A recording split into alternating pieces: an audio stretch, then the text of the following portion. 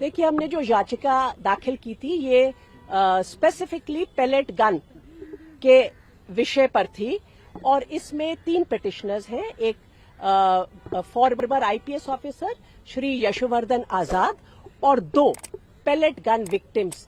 ये 2 नौजवान लोग हैं जो उस दिन और लोगों के साथ उस प्रोटेस्ट में शामिल हुए थे एक बेहतर एजुकेशन सिस्टम के लिए।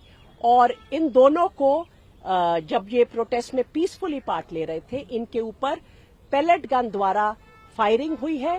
पेलेट गन एक बहुत ही अलग तरह की गन होती है, नॉर्मल राइफल की तरह नहीं होती है। उसके अंदर एक कार्ट्रिज जो जाती है, उस कार्ट्रिज के अंदर 250 से 400 तक की छोटी छोटी मेटल पेलेट्स होती हैं। जब उससे फायरिंग की जाती है, ये .12 बोर का शॉटगन है, जब उससे फायरिंग होती है तो वो पेलेट जो कार्ट्रिज है वो जब आपके बॉडी पर लगती है, उसके जितने भी पेलेट है वो एक फुव्वारे की तरह आपकी बॉडी पर आते हैं।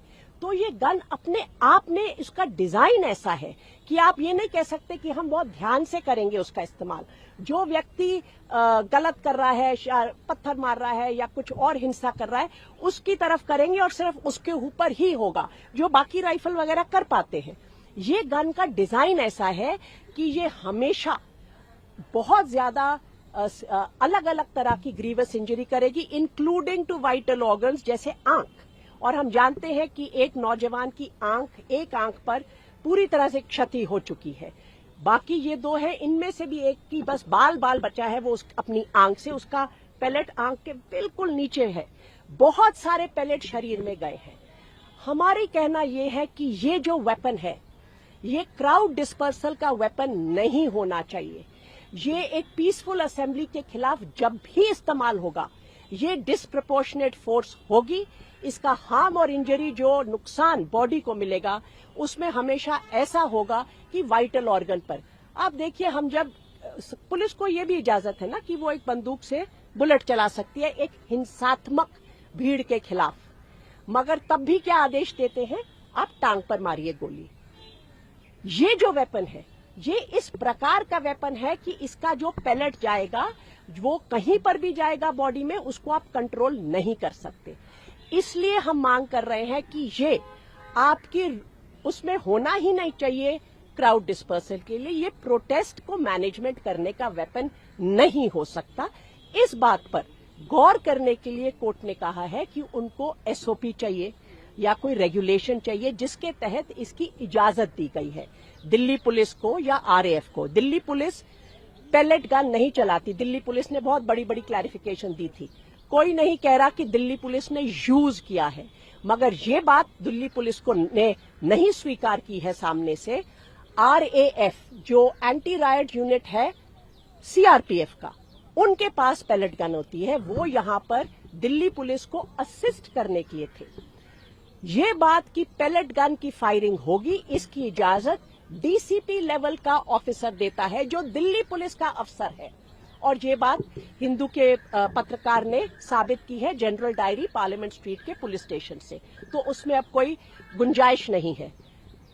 ये हम स्टैंडिंग ऑर्डर या रेगुलेशन जो है, हमारी आज ये दरख्वास्त थी कि यूनियन ऑफ इंडिया या एनसीटी ऑफ दिल्ली, जिनके भी पास ये कागज है, हमारे पास नहीं हो सकते, विक्टिम के पास नहीं हो सकते, वो कागज को वो आदेश को सामने रखा जाए अदालत के, ताकि अदालत इस बात का निर्णय ले सके कि क्या इस तरह का पेलेट गन इस्तेमाल कभी भी किया जा सकता है मेटालिक पेलेट्स के साथ एक शांतिपूर्ण प्रोटेस्ट या भीड़ को डिस्पर्स करने के लिए। ये एक सवाल कोर्ट के सामने है।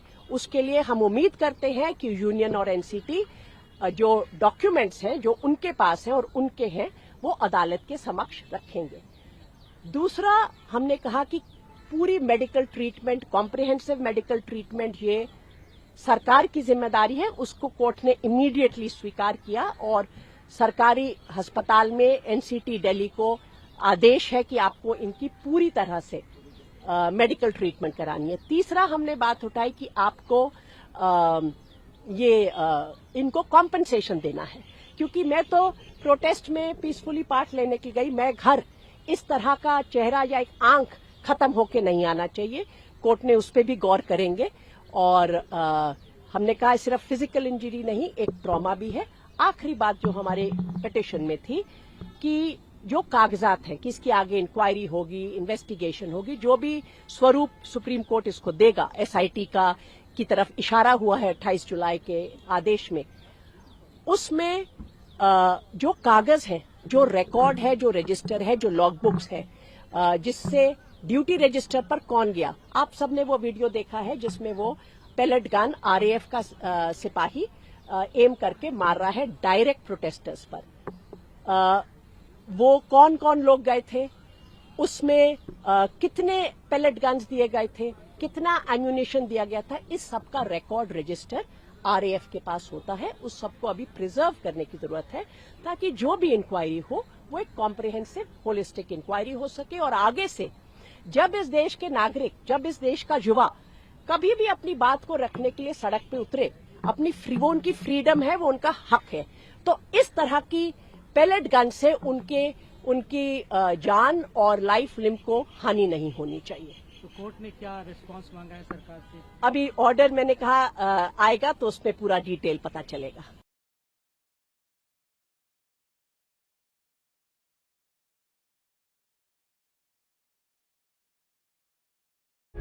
प्रभातखबर.com, विश्वास वही, रफ्तार नहीं।